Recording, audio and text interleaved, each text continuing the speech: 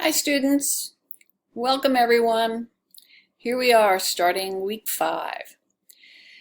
I'd like to have a little review, having looked at much of your work.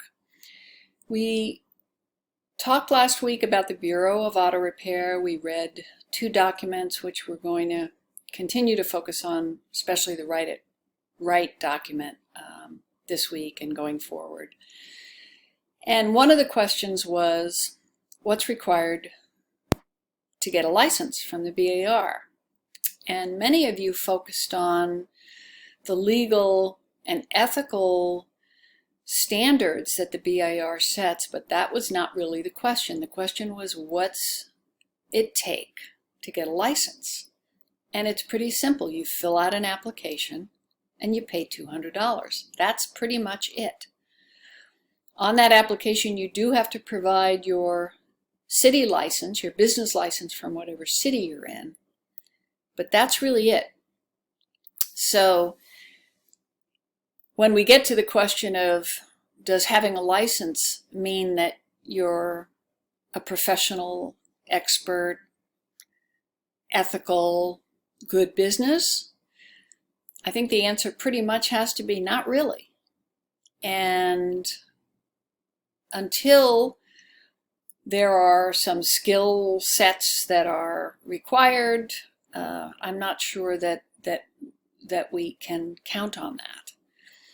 So that is something I wanted to point out. There was also a question about a customer comes in for an oil change, and you notice, either because you have looked at their prior history that they brought in, or because they're one of your customers and you know this to be the case, that no one has looked at their brakes for 3 years. And how do we deal with that? We don't want to appear as if we're trying to sell everything we possibly can, but we also have a professional responsibility to educate people about things they may not be aware of. So one way to handle that would be to say that, especially in California, where there are pretty much of unavoidable hills, it is generally recommended that brakes get inspected on an annual basis. And I noticed that no one has looked at your brakes for 3 years, which is probably too long. And what a brake inspection is it gives us an opportunity to look at the brakes at all the wheels and measure what we can measure and then report that to you. Doesn't mean you're going to need brakes necessarily, but it does give you the information of how much wear do you have safely remaining on those brakes. And so I would suggest that we do a brake inspection today, if that's acceptable to you and if it meets with your approval. So that was a couple of things. Another thing that I want to be very clear about, you can read about this, but it's sometimes confusing. Labor rate versus the labor charge. The BAR does not require that your labor rate be anywhere on your paperwork. So what is labor rate? Labor rate is the dollars per hour that your shop pays for each labor hour. In other words, if I charge $100 an hour for my techs to work on your car, your labor rate is $100 an hour. If I charge $175 an hour, my labor rate is $175. That does not need to be written or disclosed or on the paperwork anywhere. What does need to be on the paperwork is the labor charge. That's how much you are paying as a customer for whatever it is you're getting. So if you're getting an oil change, how much labor am I paying for that oil change? So labor charge needs to be very clearly spelled out on the work order. Labor rate does not need to be written down anywhere, and it's probably a good idea that it not be, for reasons we can discuss.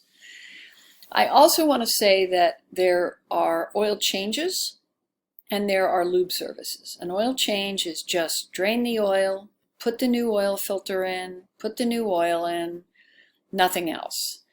More and more shops are going to a full lube service, which would be an oil change. It would include an oil change, but it also includes looking at all the engine and chassis fluid levels, checking your tires, adjusting your air pressure, doing a general safety check. Since oil changes are only done now every 3,000 to 5,000 miles typically, we're not seeing the car that often. It's generally a really good idea to do a lube service as opposed to a simple oil change. So I just wanted to point out the difference there. So this week we are going to get closer to what is in a work order, an estimate. How do we find that information? So there are two PowerPoints. If you are a service advisor, if you are a technician, if you are a car owner who wants to buy a new air filter for your car, you need to have some vital information about your car. You need to know the make, the model, the year, possibly and often the production date. That's different from the year.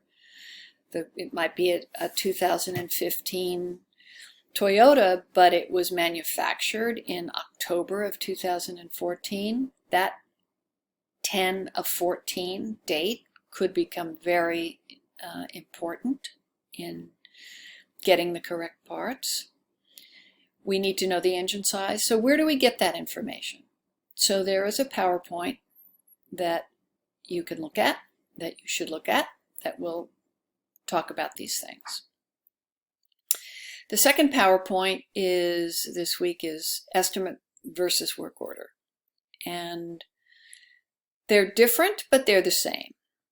The original estimate is what happens when the customer comes in, we listen to their concern, we talk about where that might lead us, we maybe expand it to include, for instance, a brake inspection if they weren't thinking that, but it's overdue.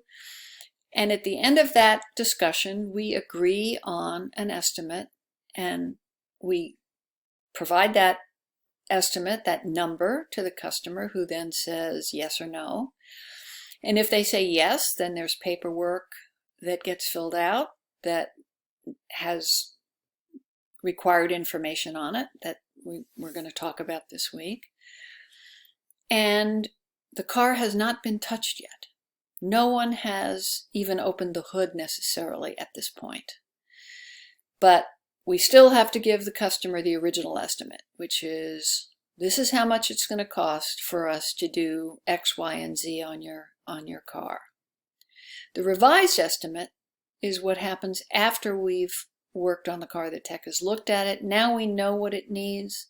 We have priced anything that's different from the original estimate.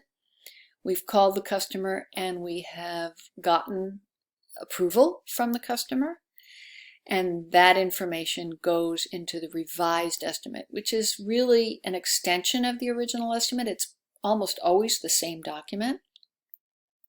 And after the work is done, we have a final estimate, which has all of the required elements of the original and the revised estimate on it, but now it also has its own stuff, which is itemized parts list, detailed description of the labor, what was actually done to the car, subtotals and totals. So original estimate grows into a revised estimate as the work is done on the vehicle, and in the end becomes a final invoice. So there are 2 assignments this week. I encourage your attention to the Write It Right document. That's where the answers will be found. And that's it. I'm available, as always, on my Gmail address that is dedicated for you guys. And I encourage you, if you have any questions at all, any concerns, any issues, I check it every day. Please get in touch with me. And otherwise, have a great week, and we'll talk soon.